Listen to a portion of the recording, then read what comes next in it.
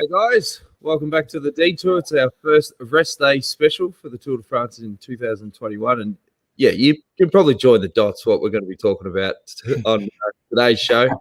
I'm your host, Dan Jones, joined as always by four-time national road champion from Australia and master cut-offer of people, Johnny Trevorrow. Voice of Cycling, Phil Liggett, and former pro Henk Vogels, and proud Western Australian, which will be a bit of an angle on this show. That is, of course, Ben O'Connor has absolutely blitzed them on stage 9. It was a super impressive ride. And Henk, you must feel pretty chuffed seeing another Aussie talent light it up on the world stage. Yeah, absolutely incredible ride. I just couldn't believe the power he had on that last climb. He obviously loves those, those power climbs in the final because it wasn't a very steep climb. But to see him, just make that break and put to the sword guys like Pools and Woods and Quintana, who weren't too long ago winning Grand Tours themselves. The new generation has arrived, Dan, and to see him look so fresh. And what I saw his interview after, I saw his interview before. It doesn't look as though he's done 9 days of the Tour de France right now. I can tell you it's going to be an exciting second week for sure. So I was pretty emotional at the finish, I can tell you. I stayed up till 2 a.m. last night. I haven't done that every day this week, but as soon as he got in the break, there's no way I was turning the telly off and watching the highlights. Well, I don't understand, obviously, wattage and all this sort of stuff, but he's lighting up social media. Daniel Lloyd said, according to the file he uploaded to Strava, Ben O'Connor had an actual average power of 313 watts for 4.5 hours on today's stage, with 21 minutes at 406 watts to make the early break. His weight is set on Strava at 67 kilograms. I've decided not to make a comeback. Phil, is that good? Well, I'm only 78 kilograms, and my average wattage for the day is about 78 to 100. So it's not good for me, I'll tell you that. I have no idea if it's good. Only Henk Vogels understands all this technicality. But the proof of the pudding was the way he rode and how confident he was riding. And once he got rid of 2 great kilometers, he cracked them, got away on his own. And that was like a lap of honor when he climbed up to team. It's just the crowd shouting an Aussie all the way to the top. And at the finish, well, as you know, I nicknamed this the Tour de Tears in the opening week when everybody wins stages and starts crying. And no exception yesterday. But what a happy moment. 14th stage win for Australia. But in the competition of the current race, John, you're only 2-1 at the moment. The Brits against. Well, at least we got one. We're on the board, which is great. But look, I'm on the way to get it. Yeah. Hang on, John. I've got to introduce another proud Western Australian. We're really going to go all out, and that is, of course, Matty Poyner joins the Detour back again. Matty, Henk said he was emotional. How emotional were you after the finish on last night's stage? I don't think it could have got any better, could it? Maybe if you took yellow, it might have been good, but that wasn't going to happen. But it was absolutely fantastic, and I think a lot of West Australians didn't get much sleep last night, which was fantastic. No. It's not so bad for you. What time is it in Perth when it finishes? Yeah, we get our beauty sleep about 2 hours before you guys, so we're okay. We're good. Exactly. It's an amazing story because it was only the Giro last year where his career, you could say, was at a bit of a crossroad because it wasn't sure if the team was going to fold. He was sort of scrambling for a contract, and to see what he's doing now, and he's obviously been re-signed for another 3 years with AG2R Citroën. Unbelievable. Yeah, well, look, as it turns out, he would have had a contract with Quebecer this year. But at the time of the Giro, the Dimension Data or Nippo, whatever they were called at the time, looked like folding. Doug Ryder hadn't been able to secure a spot. So he said to the guys, look, I'm hoping to, but if you can get yourself something else. So they were all running around everywhere. And it wasn't looking good for Ben because, it was a tight market. There were a lot of riders going for very few spots. But he did those 2 great rides, stages 16 and 17, second in stage 16, and then comes out the next day and wins the stage. I mean, that got everyone taking notice. AG2R, who, have had a few Aussies in their different formats over the years. I think, Henk, you rode with them in one of their former guises. Is that right? No, I'd never rode for AG2R. That was Gero who started his Oh, career, yeah. I believe, in Oh, yeah. AG2R. I went with Roger Leger and Gann, with Chris Borman, Eros Poli, Jens Voigt, Stuart O'Grady. So that was 1997. But, you know, Aussies have got a pretty good affinity with French teams, you know, like Renshaw, McGee, Cook, Gerrans, myself, Miles Scotson's there now. There's been a bit of history with Aussies going over to French teams. They do like having Aussies in their team, the Frenchies, and they've got an absolute gem with him now. Because we were just saying, Johnny, before, stage 16 and 17 of Grand Tour, his first Grand Tour last year, stage 9 yesterday, he's got a rest day tomorrow. How good's he going to be in the second week? And I know there's not many mount stages in the next couple of stages coming up, but I mean, if he only lost his time from crashing in the first week, I mean, he would be even higher up. And obviously, they wouldn't let him go yesterday, but wow, we're up for it. Right. Well, he had 10 stitches in his forearm on that crash on day one, so he was knocked around. But what I was really impressed, and you say there's no mountains, I'll tell you what, might have a flat day tomorrow. Next day, they're climbing Mont Ventoux twice on stage 11, mate, so they're back very quickly. But what I was so impressed with, okay, he didn't do a very good descent, and Quintana and Higuita, however you say his name, they got away from him. The way he just rode straight back up to them, and not only that, you got two world-class climbers, one who's won the Giro and the Vuelta and 3 times on the podium in Tour de France, just go straight by them, let them sit onto the back, and just ride away from them. It was just absolutely, you know, it just showed so much maturity and strength of character. Well, we had an interview with him pre-start, and he seemed so relaxed. And I did a bit of a YouTube dig and found a clip that his team did prior to the tour starting. And just the last bit where he was talking about the tour, I think this really sort of summarises why he's such a good bloke as well. I mean, I'm not doing this for popularity either. I couldn't care less. It's a personal ambition, and also an ambition for not just me, for my parents and my fiance. It's you work towards the best. And the fact that you can say, oh, look, I actually made it to the Tour de France is still huge. I mean, I think in a couple of years' time, or maybe let's say 15 years' time, when you have a kid, it'll be a joy to be able to say, oh, look, that's what I did. That was my job, which is, as a kid, as if my dad did that, I'd be shocked and super proud. Well, Matty, he's got some pretty big bragging rights for his future children after that stage. What sort of background can you give us on Ben and his journey? Well, Ben was a fast track. Like he came into the sport around 2013-14. He rode as part of an NRS team here called Saddlist, which at the time was headed up by Wayne Evans, who's looked after 1 or 2 WA contracts over the years. But the big noise we heard about Ben when he was coming through was there was this guy who was just doing these numbers. He just had this power output. He was a triathlete, sort of middle distance runner was what we were told about him. And then he was encouraged to possibly spend a bit more time just riding the bike. And so he really fast tracked into A grade, off the front of A grade, into the NRS, into a continental team that went and rode things like the Tour of King High Lake. And the next minute, the young man signed for Quebecer, or Dimension Data, as we know it. And he just went from there. He just went better and better. And he comes from a crop of kids that we've got. I say kids, they're in their 20s.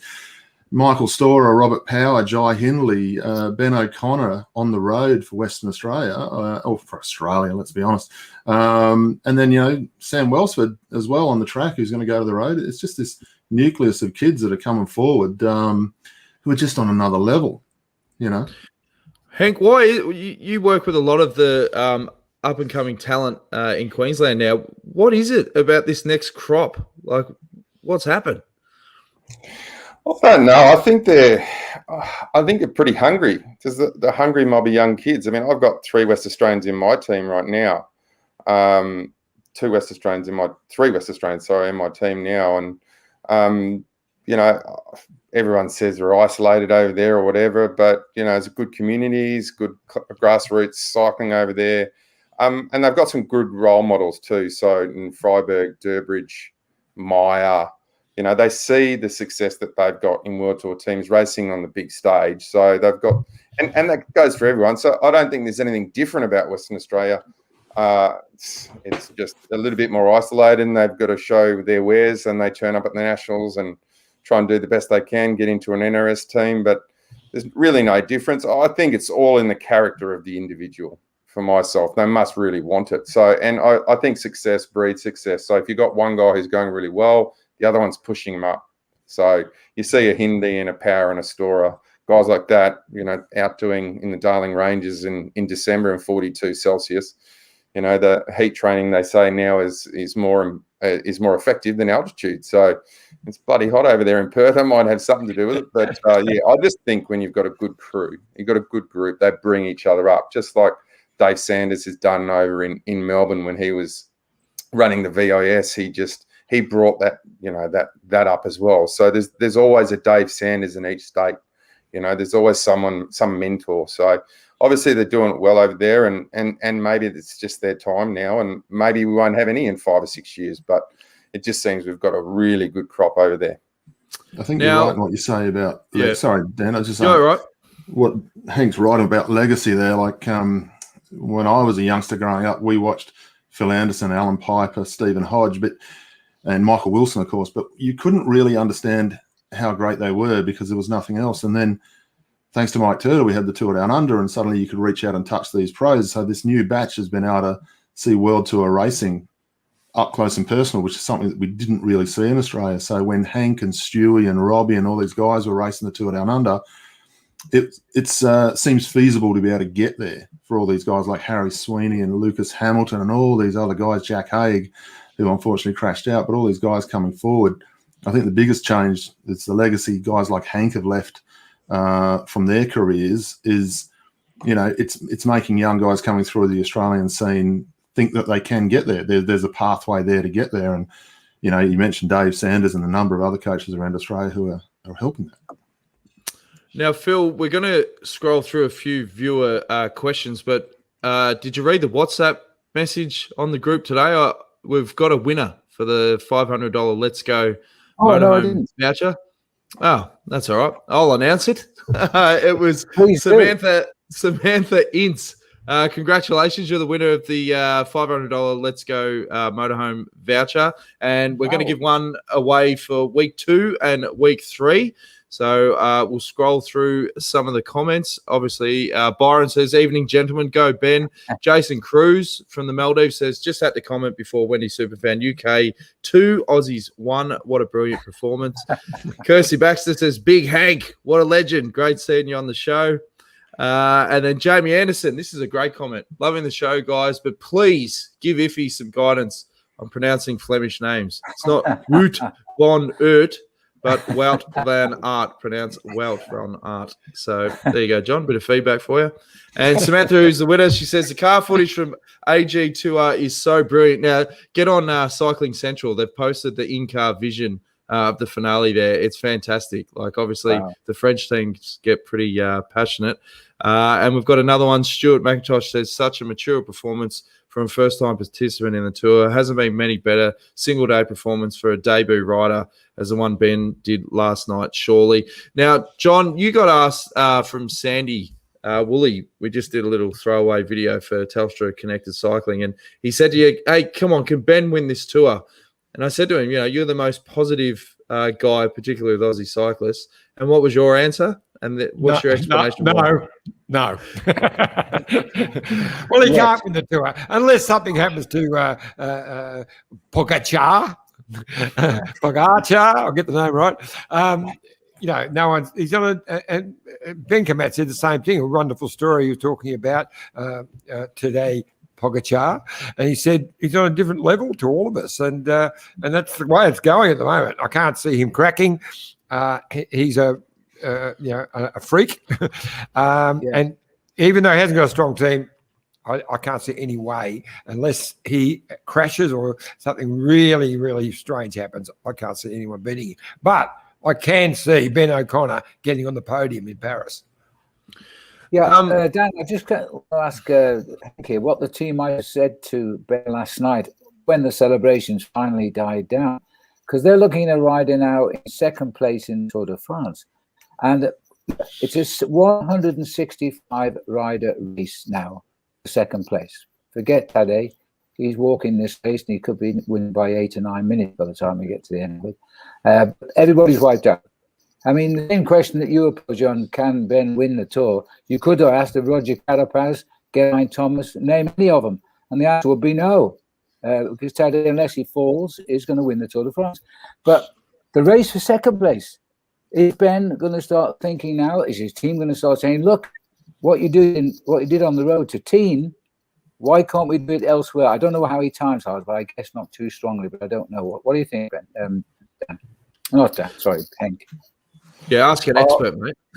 Well, Yeah. I mean, I think he lost, Phil. I think he lost a couple of minutes to Pogacar. Pogacar in the time trial, and whether he actually believes he could have won the Tour. I think after today, I think he now thinks he's can go for GC. Wow. So I mean, I think the French would be really smart to just say, listen, you need to cool your jets. No more long breakaways. They're not going to let him go anyway. So he's just going to try and really conservative. Do a good time trial. Try and stay with him on the big mountains, because I mean, he's not a pure climber.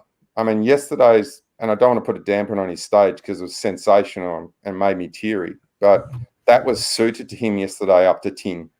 It was not a steep climb, so we've got some brutal stuff coming up. So he's just got to ride a smart race, and they'll guide him through it and just take care of him for the rest of the Tour, just to make sure he limits his losses, because he's not the kind of guy, I don't think he's going to be going with accelerations. He's someone that's going to just be sitting and ride a really nice tempo. So even if he's down, 30, 40 seconds at the top of a climb, he looks as though he can ride back on. Yes, I mean, we didn't see him go too fast downhill because he didn't want to take any risks in the wet, didn't want to be stupid. So the other guys were just like balls to the wall, try and go down, get away, put 2 minutes in the descent. But they will take care of him now. So he'll have massive belief now, massive. Yeah. Matty, is that going to be one of the biggest battles? Like, it's his first Tour de France, trying to keep a lid on it and ride, within yourself so that you don't potentially blow up in that last week? I think he's such a level-headed kid, and I think the best thing that's happened for him is, like, he seemed to get stronger over that last 5 kilometres yesterday afternoon when we watched, last night when we watched on the stage, and going to the rest day today, he can recuperate. As you guys, I think, have already said, in his Giro last year, he won his stage in the last week. So we know he can go that 3 weeks. I think, as Henk has already alluded to, and why would you even question what Henk says in this situation? But he's just got to follow that UAE train up the hills now. It's up to Carapaz and those guys to start attacking. And if Pogacar launches towards the end of each stage, the way he tends to be doing, sort of dancing with them at the moment, you'd like to think that O'Connor just lets Carapaz chase first and wait for him to blow up and see if he can come over the top. But as Henk said, the kid's got such a big motor. If it starts jumping around, he might be in a bit of trouble. But if it's just going to be that steady grind, punching it out up the climb, I think Ben's got that for days. I really think he does. He's in a good spot to defend that second place. Yeah, I agree completely with that. It sounds simple, but hey, he doesn't have to do. He just has to follow Pogacar. Pogacar. Because it's a tick. I got one right. Because it's up to the others. He's got a couple of minutes on them now. He doesn't have to do anything. He's in second place with a good gap. So he just got to, actually, as you say, be smart. And the other ones are going to have to be the ones who have to force themselves to try and get that gap. So, on the time trial, he actually didn't do too bad at time trials. Remember, he was still a bit damaged, with the stitches in the arm and everything. But he wasn't. I think if he didn't beat Carapaz, he was right near at the time of Carapaz.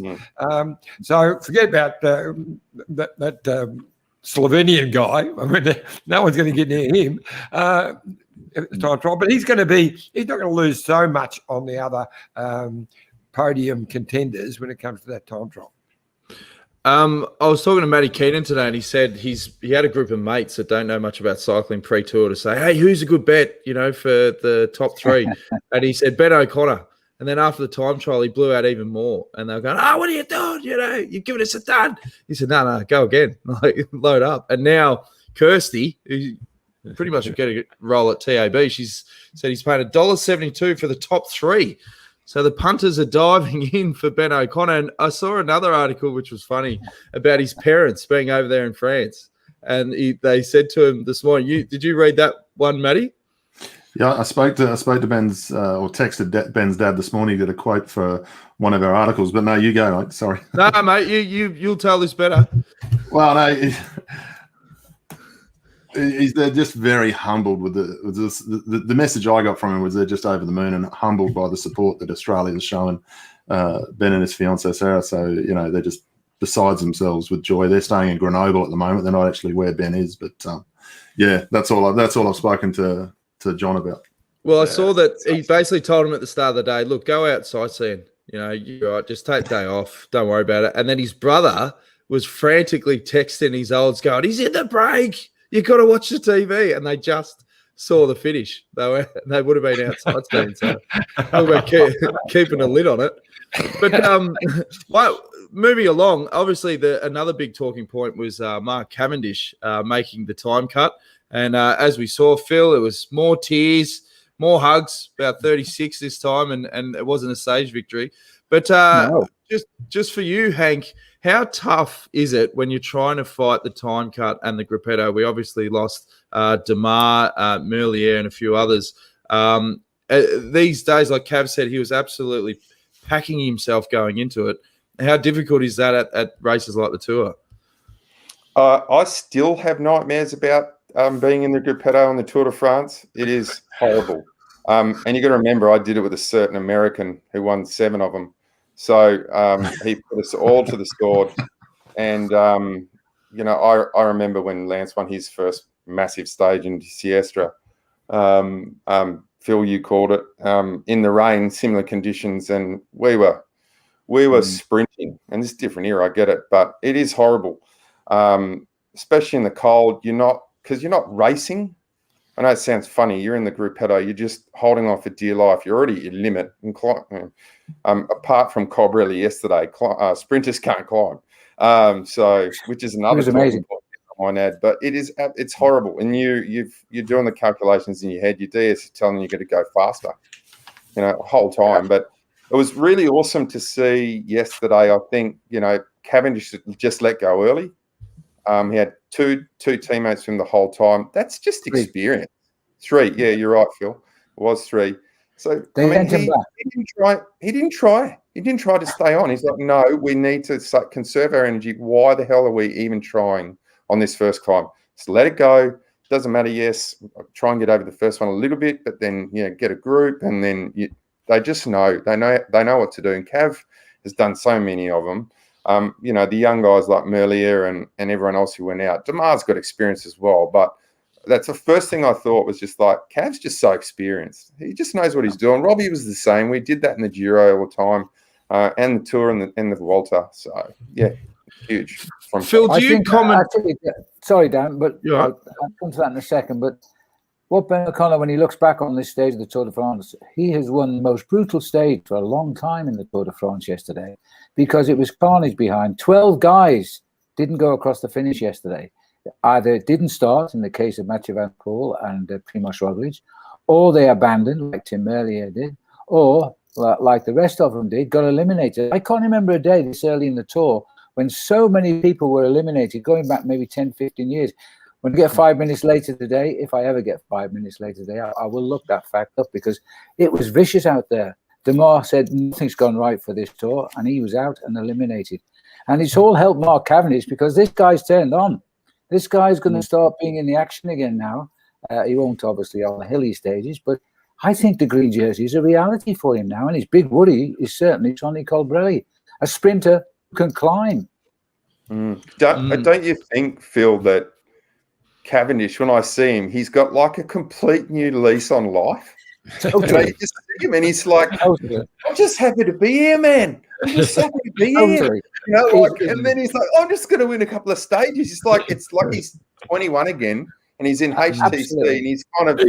You're right, mate. He's a new man, but We did see a little touch of the old Cav the other day when he got one that long break and he had a blue with that EF guy and backed him off and was yelling and screaming. I thought, oh, Cav is back. But no, he's all cuddling everyone again. So but that's a sprinter's mentality. They're born with that absolute pure aggression in them. You know, that they've got that snap. You know what I mean? They're short fuses, all of them. There's no sprinters. There's no nice sprinters. They don't exist. No, they don't. But there are nice wives, and Cav's got the nicest wife in Peter, and she tames him. Believe me, Cav doesn't step out of line with Peter. She calls him the boy. What's the boy up to now when she's watching the television? That's the way she is, and so Cav. I think Cav rides with her in mind, to be honest. Hey, Phil, do you commentate? Like even after the finish, are you still commentating whilst waiting for the gruppetto, or do they go to the panel show? How does all that work? Yeah, because I'm in London, of course, and everybody else is working in Stamford, Connecticut, which is just outside of New York City. I can see them, and there's no time delay when I talk to them, but obviously they can't put me in vision. So I call the race until we cross the line and until the overall classification comes on screen. Now, the gruppettos have been 25, 30 minutes behind, so I'm still not talking about that.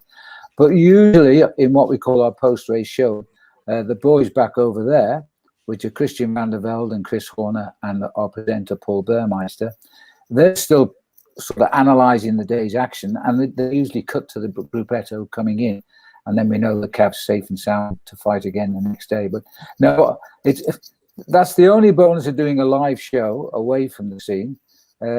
When I say, and that's the overall situation, when we come back, we'll be in the studio, cans off, in the car, taxi home, in the pub 1 hour, 15 minutes later. That's awesome. What were you going to say, John? Go back. No, I was just going to say, a couple of days ago, I didn't think Cav would make it to Paris. I just didn't think he'd prepared properly for this.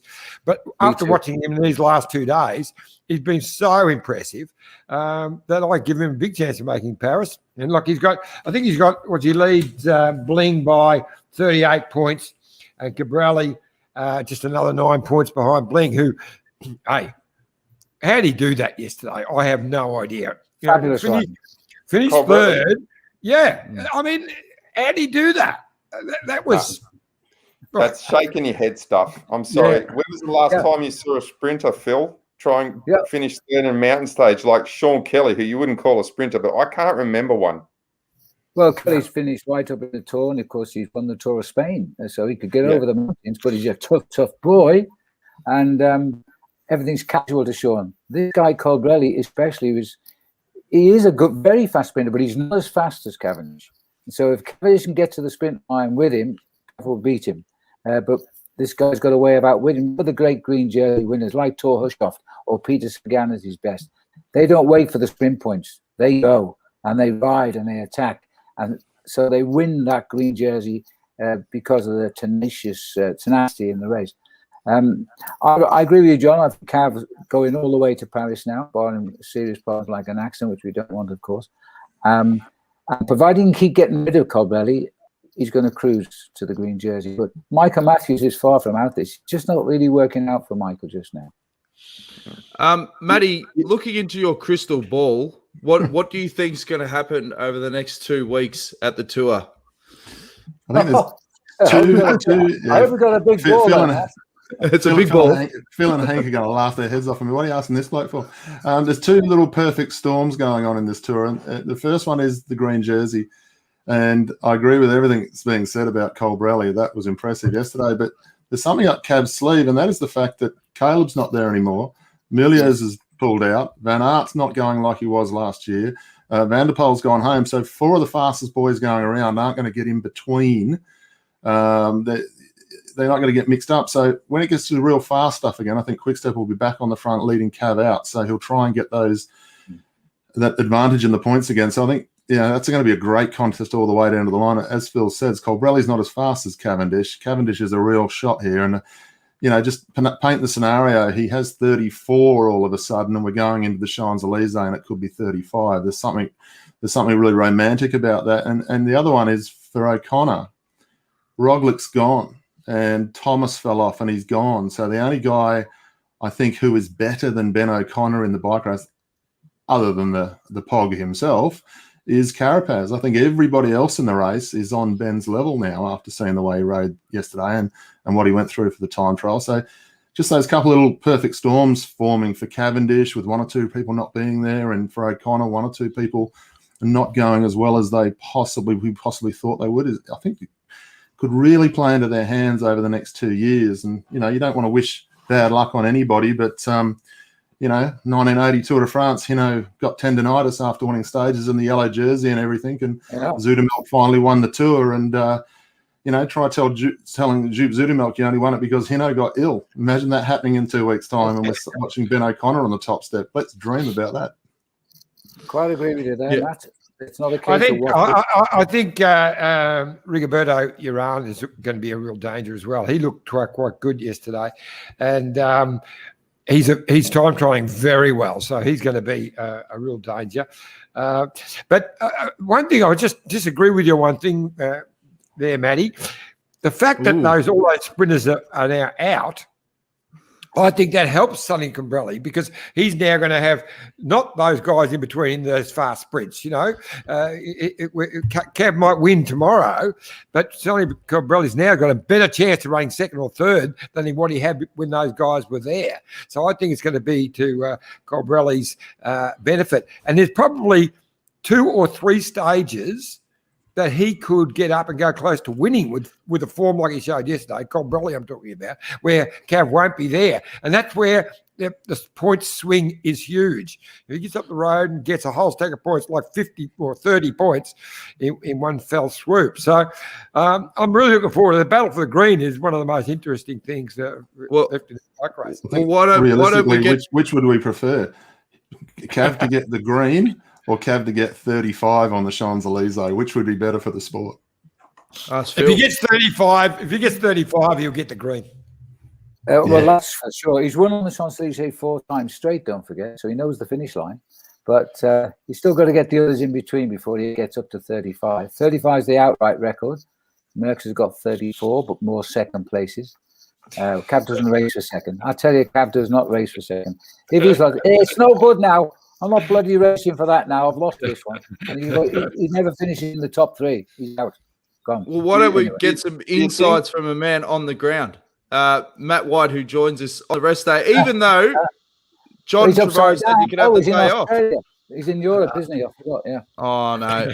That's, I think, the Blackberry. You got your side down, Matt. You're sideways, mate. You got me now? Someone? Yeah. Yep. Yeah, you're looking great. Yeah, that's it. Oh, perfect. Morning, Matt. I see you still in bed. Yeah, I just put a jumper on now, mate. I want to see close up, Whitey. I want to see if those wrinkles under the eyes have improved any. You were looking a bit haggard yesterday. Oh, mate, that's my normal look. That's my normal look, mate. That's how Whitey looked when he was 20, when he was in the national team. What that? Sorry. I said, Whitey, you had those wrinkles when you were 20 in the national team, mate. You haven't changed a bit. That's why I used to wear those iridium sunglasses on the indoor tracks. So mean to each other. If he so, Whitey, loved it. We spoke to you yesterday, and we sort of didn't quite predict what was going to happen. But your thoughts on yesterday's stage, that great win from Ben O'Connor? Yeah,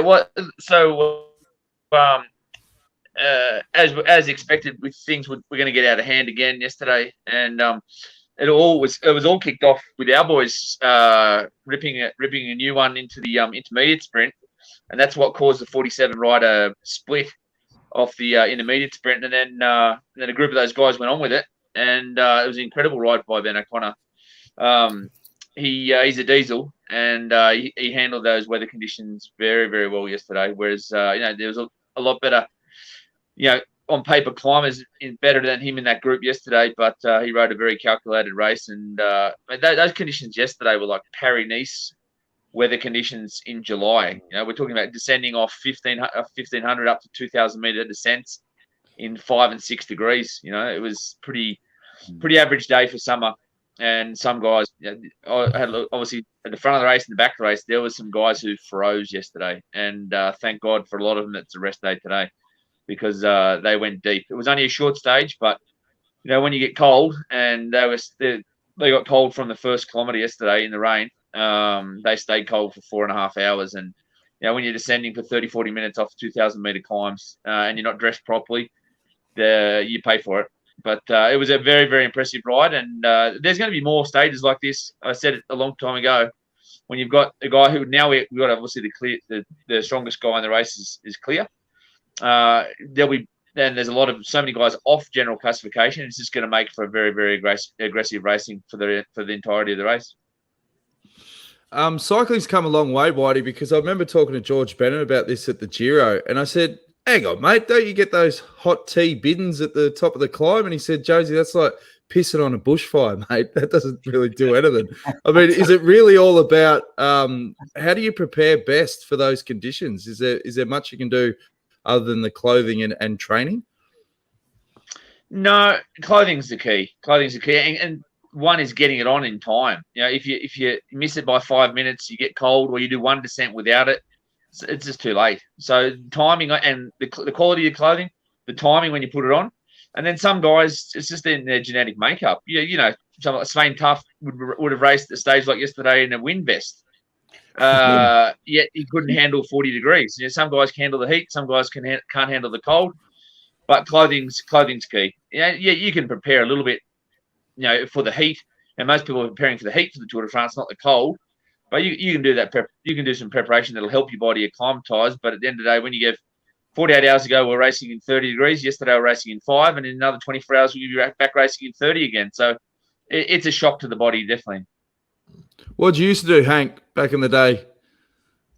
Oh, mate, I was kind of like an elephant seal. I used to carry a fair bit on myself anyway, so I had a fair bit of padding. No, mate, I was no different. You just had to, like Whitey's perfectly correct. You just got to dress properly. Every pro's got a rain bag in the back of the car. That gets cold. You do a quick change if you can, like they do now. We did that back then. Yeah, we had hot tea from the Swannies, but that's a 5-10 minute jobby where you can warm up a little bit. But yeah, there's not much you can do. Like we had riders like Whitey said, Stephen de Jong, who you all know. I don't think he ever wore a pair of gloves in his entire career. So from north of Holland, used to rain. It's unbelievable, but yeah. I'll tell you what, Henk, obviously you remember Paul Churn very well, like we all do, but Paul never wore gloves. Never wore gloves. He was a great mate of Alan Piper's, and Piper used to amuse the fact, no matter how cold it was, bare hands.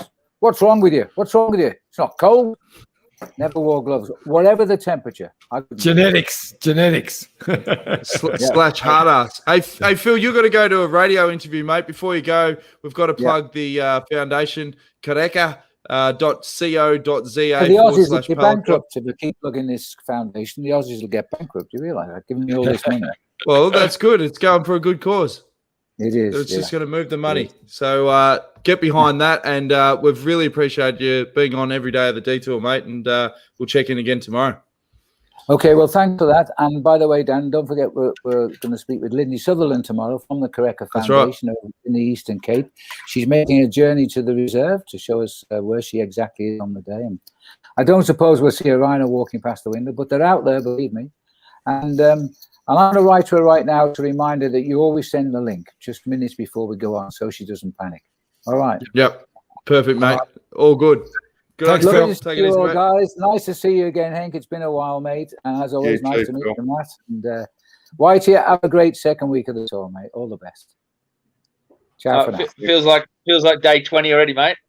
I know what you feel like. And it's only starting the rest day for me, and I've got so much to do. I think I'd rather be back on the race already. Be good, guys. Good on you, mate. Cheers, mate. Phil Liggett, voice of cycling. Iffy? Yes, mate. I always throw to you when I go iffy. It's like you can ask a question now. It's so you don't cut people off. I was getting berated by my wife from the left hand side, so I was sorry. I was slightly preoccupied. I'd love to chuck a question to Matt. White. Mate, what did you think of Colbrelli yesterday? That was the question I was just going to ask. So good on you. Oh, yeah, sure it was. Yeah, mate. So obviously he's been following us. He's been following Michael around like a bad smell in those intermediate sprints. And after we did, it was split the group there. Michael and Mezgets and a couple of other guys.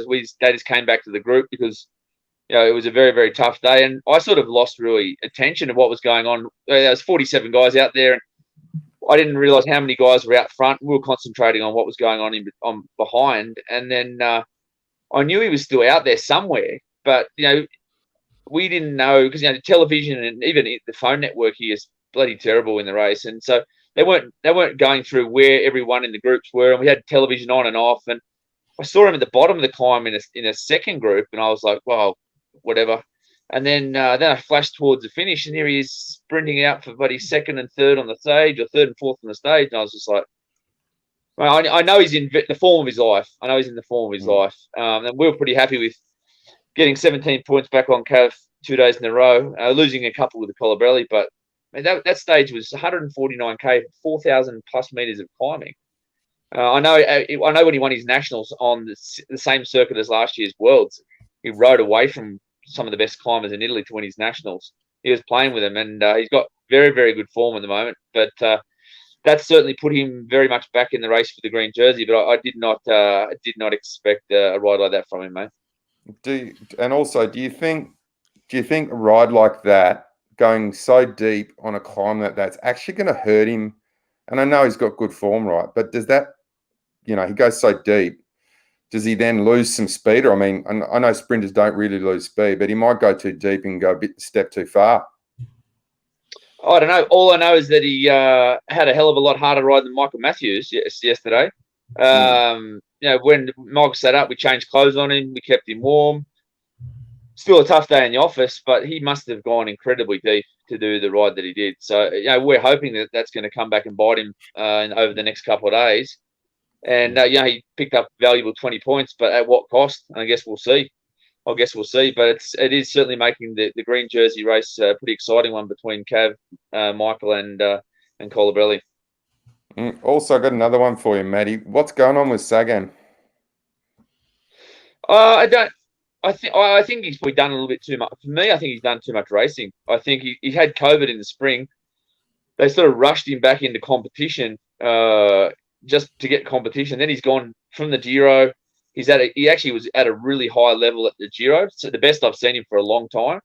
And then he's done his nationals. I just think he's done too much in too intense a block between having COVID in February, March to coming back and doing whatever 50 days of racing in that period. And I think he did touch down. Obviously, he landed on top of Caleb in that crash there that took Caleb out of the tour, and he certainly hasn't shown anything since. So we'll see.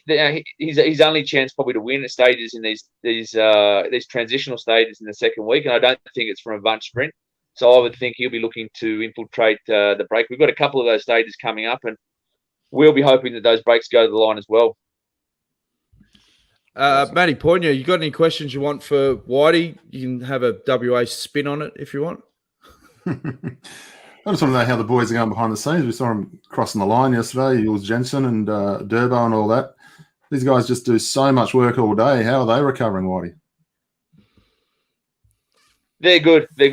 Mate, Chris Jules Jensen, he's a machine. So he was at the Giro with me a month ago, doing the same role for 3 weeks for Simon Yates, and backing up and doing it again in the Tour is not for everyone. Him and Derbs and Armand are our engine room here, and poor old Armand went down real hard on day one, and then he crashed again on stage 6. So he made the time cut by 5 seconds yesterday. So he was with I can't remember, Greg Van Amanat and a couple others, and just behind Cav. And they just made it. Thank God there's a rest day today and a relatively easier day tomorrow. But those guys, they are the unsung heroes in any team because they're doing all the grunt work, positioning their leaders, positioning their sprinters, and then having to back up and do it day in, day out, and then survive as well. Not only survive, but Chris was the one who actually split that group up yesterday in the intermediate sprint. So very valuable guys, and their workload is appreciated. That's for sure.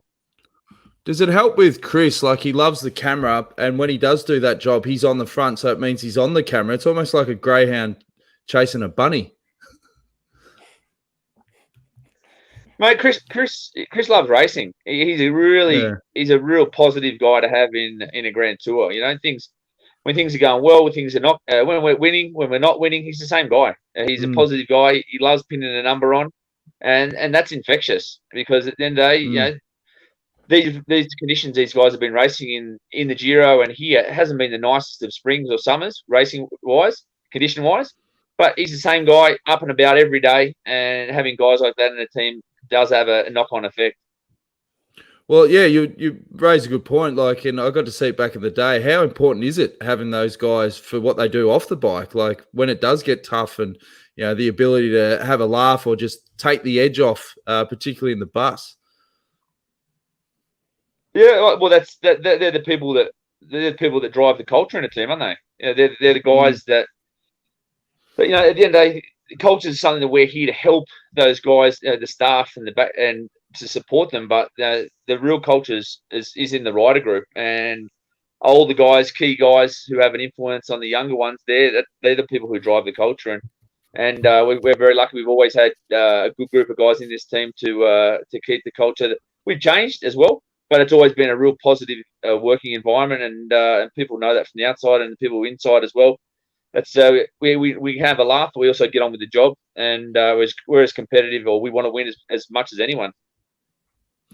Iffy? Yeah.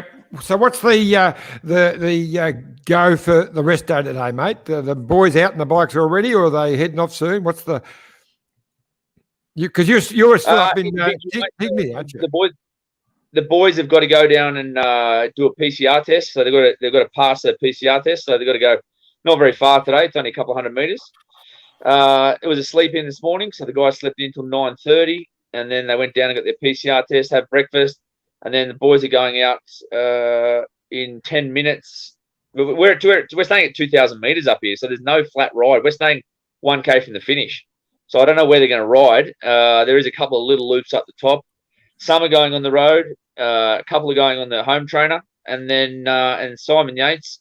He has a very unique way of recovering. He stays in bed all day. So I like the boy. It is not for everyone, but it works for him. Mate, both rest days on the Giro, he did not touch his bike. He stayed in bed all day. Got a massage. Came down for lunch. Got a massage. Had a sleep in the afternoon. Didn't touch the bike. He walked to the restaurant. Was as far as he walked. Came out. Was in the front group the next day. If some guys did that, they would be getting the first airplane train home tomorrow afternoon. That'd be, and it doesn't matter what stage it is, a mountain stage or a flat stage. For him, a rest day is a total rest day. But as I said, it's not for everyone. But he's a special, very special athlete who can. That's in his head. He handles it. His body can handle it. But some guys be 3 kilos heavier and wouldn't be feeling so ginger tomorrow morning at the start if they tried that. Are you going to have your traditional cheese and cured meats with the mechanics, the Savo, mate? Yeah, we'll have something. We'll have something there, mate. I've had enough cheese this last 10 days to last me for the rest of the year, I reckon. I'll be glad to get back home, and actually, I feel like I've been at a hotel for the last 4 months. I'll be glad to get home and have some normal food. And it's. I hope that the food's been good for us. But we'll have a bit of a catch up with the staff. It's a pretty relaxed day for the staff as well. And we're here 2 nights, so we don't have to change tomorrow night either. So it's been good. It's been good. But we're high. I think there's a couple of staff can go get out and get on hire some mountain bikes and go for a bit of a ride. And they've got a bit of free time as well, the staff. So we sort of keep everyone does their own thing, and then we'll catch up an hour before dinner and have a bit of a chin wag. Just got a quick one on that. Why do you see guys are staying at 2,000 meters? Yeah, we're at 2,000 meters. Yeah. Yeah. I mean, you get put where you put, but some guys don't recover at altitude as well as others. Have you found that, or does it really matter? It's there. The whole race is up here because I think the town of Tiniers is paying money to keep everyone up here. So every single team, we're staying here with Ineos and someone else, Trek. Yeah. but the whole peloton is within 2K of each other. So we're all up here, which is unusual. I know most people don't like staying this high. Most of our guys have residence in Andorra, so most of those guys have already been at an altitude camp before they came in here anyway. But a lot of guys, I agree. A lot of guys would prefer to be sleeping at 1,000 meters or sea level than up at 2,000 for a couple of nights. But we've got no say in the matter. Yeah. Oh, that's why I asked the question. I was like, man, I know you're a good DS and you've been doing this a fair while, so please don't think I was saying that as a criticism. So no, I'd love to stay down 1,000 meters. Yeah. I slept like a log. I slept like a log last night anyway, which I usually sleep pretty average up high, especially when you're for the first couple of nights. But I slept all right last night. But I saw the boys at the breakfast this morning. They all slept okay, which is good. We've got 2 more questions just from the punters, and we'll start to wrap things up. Samantha says, "How's Lucas going?" Yeah, he's going all right. He, I wouldn't be surprised. Yesterday, he did a really good job at the start there to keep that pace high over the Cat 2, so we could nail some points in the green jersey competition. Then he got in the front split there with the Colombians, but I think he underdressed a little bit on that first ascent, and he paid for it after that. But he'll have a couple of easy days on the flat now, but I wouldn't be surprised to see Lucas up the road when we hit the next mountain range. And last one is from Buster Thomas. He says, "Esteban doesn't always do well after a rest day, but how do you feel he's going at the moment?" He's going okay. Mate. Look, it's not it's a pretty cruisy day. I haven't looked at the wind, but it's a pretty cruisy day after the rest day, so it shouldn't be a problem for any of those guys who have a rough one after the rest day. But there was a few extra bags under people's eyes this morning at breakfast, but I think that's going to be across the board. I don't think too many people enjoy racing in those cold conditions, especially when we're racing in 30 degrees 24 hours before. Good stuff, mate. All right, well, we might have to wrap up the panel. We've really appreciated you all being on today. It's been a monster rest day episode, and we're going to throw to like a sponsors couple of videos, and then we'll wrap up the Women's Giro Donna. So thanks for joining us, guys. Really appreciate it, and we'll check in with you again, Whitey, tomorrow and preview stage. What are we up to now? 11? 10? 10 Stage 10. 10 tomorrow. Yep. Yeah. All right. It's already been like, yeah. Good luck to the boys, Whitey. It's been a long day already, Jonesy. That's it. Go Western Australia. Good on you, boys. Thanks for having us on. Thanks, boys. No worries. See you later. See you later. All right. See you, boys. Too easy. Oh, I've just dropped Iffy. There we go. Got that in there. There's too many buttons to press, Johnny. Fantastic panel. Some great insights there. We're running a bit over schedule, but we'll throw now to our great mates at Let's Go Motorhomes and Bike Exchange. The Let's Go Motorhomes app has everything at the tip of your finger. From car parks to campgrounds, tips and tricks. The app makes your road trip smoother. This is the way to go. Download the Let's Go Motorhomes app today. Look at this bike. You think it's just a bike, right? But it's not. It's a bike. 374 people are looking at. This guy, this girl, them, all looking at it.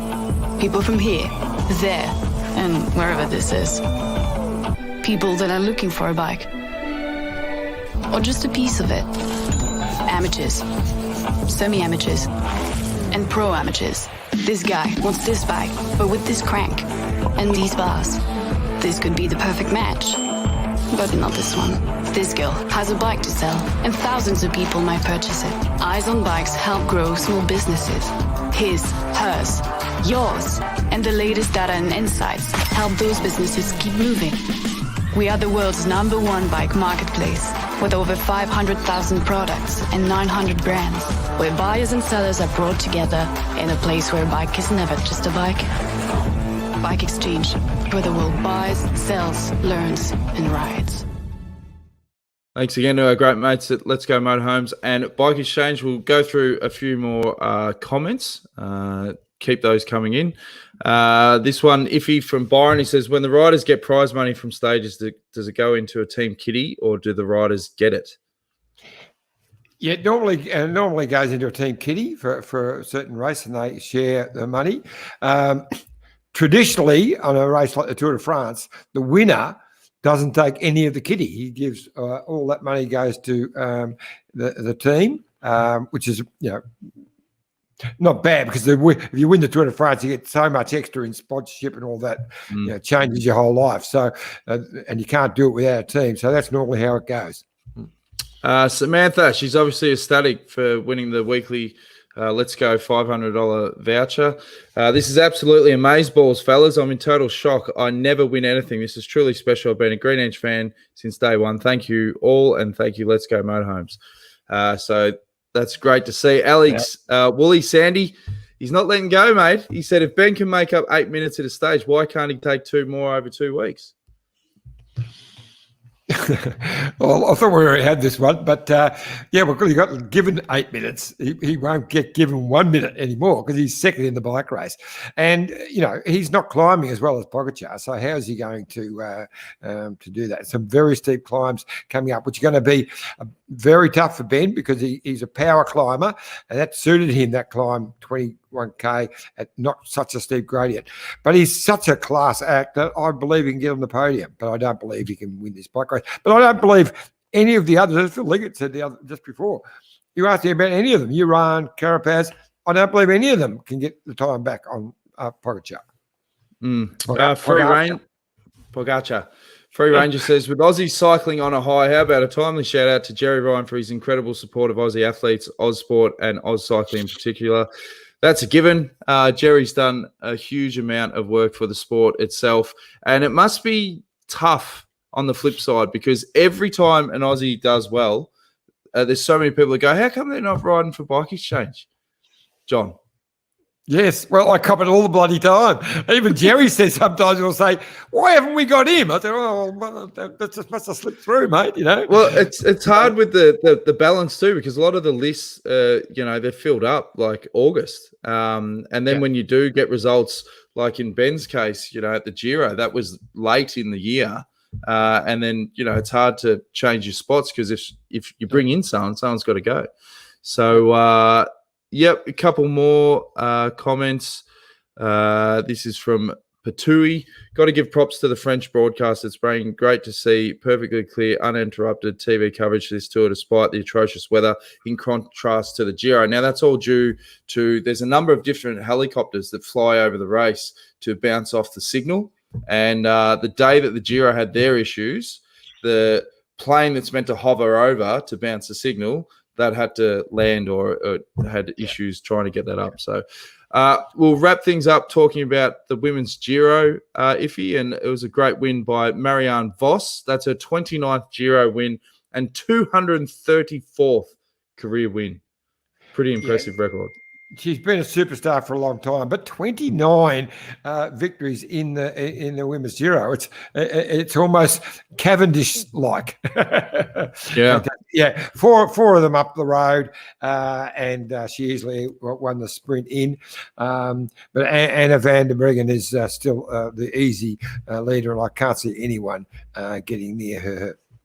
And Spratty's still 10th on GC. 10th on GC, yeah. They finished in a large group, so no change. Next mountain, I think it's 2 days away before we get another climb. Yeah. Yeah, and before we wrap up, I just want to send a shout out to a great mate, Cam Meyer. Oz Cycling announced today that he won't be competing in Tokyo due to family commitments. Obviously, his father's got some ill health at the moment. But just wanted to say on behalf of everyone, mate, we're all thinking of you. It's obviously a really difficult situation, and just all thoughts with you and your family, mate. One of those really sort of sad stories where he's obviously done a lot of work for the Olympics, but when it comes to your family and with the current COVID situation, just all thoughts. So, big show, Johnny. Big show. That's a terrible story because he is one of the nicest guys in the bike game, and I know how much the Olympics mean to him and how important this was for him. So it's a huge decision he's had to make. So we wish him all the best. Yep, for sure. And as we always say, stay in touch with all things Detour, youtube.com/the Detour podcast. Make sure you hit the subscribe button, turn on notifications, tell all your mates. We're having fantastic support. And the main thing is, John, we're having a lot of fun doing this podcast. It's been great. When I'm not stepping over the top of people and that, it's all very good. That's very You've been true. good. You're good today. You're really good. And the leather jacket's back. I thought it was a good show, mate. Thanks again. We'll be back again tomorrow.